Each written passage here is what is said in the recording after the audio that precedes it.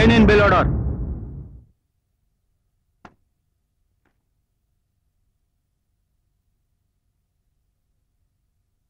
হাজতে কত অপরাধী দিনের পর দিন পড়ে আছে, জামিন হয় না, আর আপনি কোর্ট খোলার আগেই জামিন নিয়ে চলে এলেন।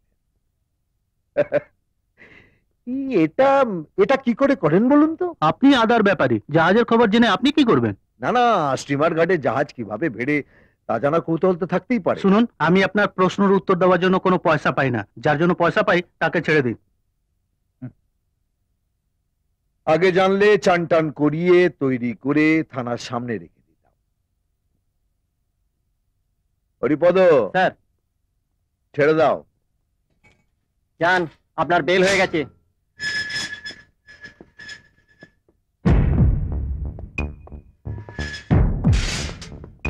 চলুন রঞ্জিত বাবু।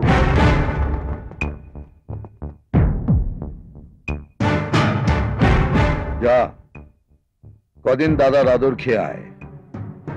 কোর্টের চার্জশিট পেশ হওয়ার পর আবার তোমার কাছেই আসতে হবে। সেদিন 27 দ্বিগুণে 54। যা চলুন চলুন।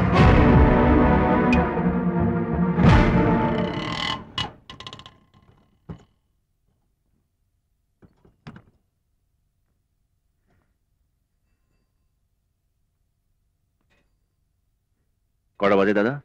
9:10। 9:10।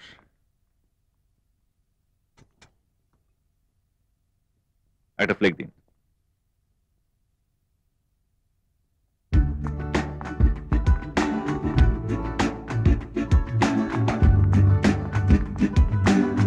হাই বর্ষা। আরে আপনি? আপনি কলেজে যাচ্ছেন?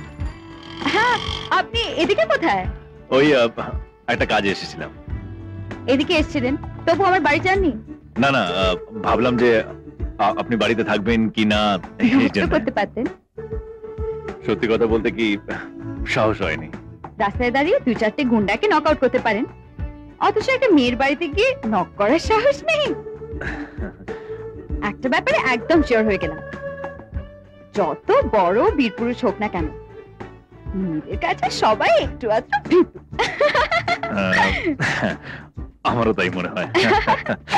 চলুন বাড়ি চলুন। না না, আজ থাক, আরেকদিন যাব। ঠিক আছে, বাড়ি না হয়ে গেলেন না, কিন্তু কফি তো খাওয়া যাবে কফি শপে। আপনি কলেজে যাচ্ছিলেন? ফার্স্ট ক্লাসটা আপনাকে কফি খাওয়ানোর চেয়ে বেশি ইম্পর্টেন্ট নয়। চলুন চলুন।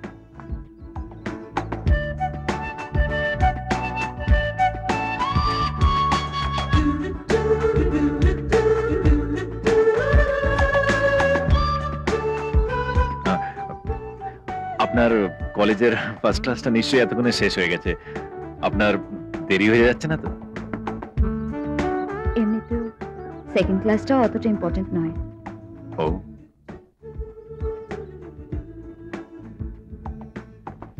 আর থার্ড ক্লাসটা, ফোর্থ ক্লাসটা? হ্যাঁ, আজকে কোনো ক্লাসই ইম্পর্টেন্ট নয়। তাই তাই তাই তাই তাই তাই। কিছু আশা